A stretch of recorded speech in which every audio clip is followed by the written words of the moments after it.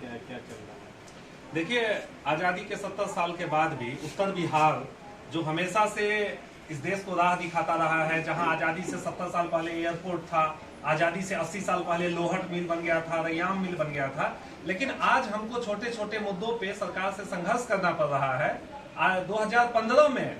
भारत सरकार ने एम्स के लिए घोषणा किया और आज तक उस इलाके में एक बूंद मिट्टी या एक ईंट तक नहीं गिरा है। तो हम लोगों ने एक व्यापक जन जागरण अभियान मिथिला स्टूडेंट यूनियन के बैनर तले चलाने की एक रणनीति बनाई है कि हम लोग गांव गांव में जाएंगे और एक एक ईंट मांग के, लोगों से थोड़ा थोड़ा धन मांग के और सरकार को बताने का काम करेंगे कि आप सोए हुए हैं, आपको लोगों ने सत्ता में भेजा तो आप सोने का काम करिए। लेकिन यहाँ के नौजवान जग गए हैं, जब भी विकास की बात आएगी तो हम लोग आगे आकर संघर्ष करने का काम करेंगे। सपोर्ट मिल रहा है, लोग तो जा रहे हैं मांगने के लिए, तो क्या कहा जा रहा है? देखिए, व्यापक सपोर्ट मिल रहा है, नौजवानों का सपोर्ट मिल रहा है, महिलाओं का सपोर्ट मिल रहा है, हमारी माँ बहनों का सपोर्ट मिल रहा है, चाचा जी का सपोर्ट मिल रहा है, बूढ़े बुजुर्ग का सपोर्ट मिल रहा है। उन्हें लग रहा है कि हमारे आंखों के सामने जो बहुत सारे हमारे जो परिजन जिनकी मौत हो गई क्योंकि उन्हें दिल्ली जाना पड़ा, उनके पास धन का अभाव था, दिल्ली में एम्स में जगह नहीं मिला, तो उन्हें ऐसा लग रहा है कि दरभंगा एम्स जो बन जाएगा तो हम लोगों का स्वास्थ्य व्यवस्था का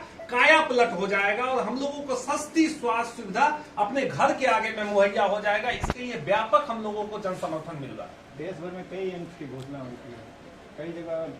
कुछ बहुत हुई, लेकिन दरभंगा में अब तक शुरू स्थिति कारण क्या लगता है? देखिए, यहाँ के जो जनप्रतिनिधि हैं जिन्हें हम चुन के भेजते हैं, जो हमारी बातों को रखे, लेकिन जब वो दिल्ली जाते हैं या पटना जाते हैं तो हमारी बातों को न रखते हुए वो सत्ता के धूप के साथ चले जाते हैं। बड़े बड़े जो वहां पे सत्ताधारी लोग हैं उनके पास ये एक शब्द बोलने का काम नहीं करते हैं। हमारे इलाके के जो ये 5 सांसद हैं जिनके इलाके में ये एम्स बन रहा है, ये जो 50 विधायक हैं, इन्हें कभी आप एक बार भी दरभंगा एयरपोर्ट की बात ले लीजिए, दरभंगा एम्स की बात ले लीजिए, बंद पड़े उद्योग धंधा की बात ले लीजिए, चीनी मिल, जूट मिल, सूत मिल की बात ले लीजिए, या एकदम जो ध्वस्त हो गई है यूनिवर्सिटी की शिक्षण व्यवस्था, उन मुद्दों पे चर्चा करते हुए नहीं देखेंगे। और अगर ये जनप्रतिनिधि लोग इन मुद्दों पे संघर्ष नहीं करेंगे, इन मुद्दों पे सत्ता से सवाल नहीं करेंगे, अपने पार्टी के बड़े नेताओं से सवाल नहीं करेंगे, तो कभी ये संभव नहीं है। तो हम लोग यही चेताने का काम यहाँ कर रहे हैं कि अब आपको भी सवाल करना होगा, अपने सत्ता के लोगों से सवाल करना होगा, अपने व्यवस्था में बैठे हुए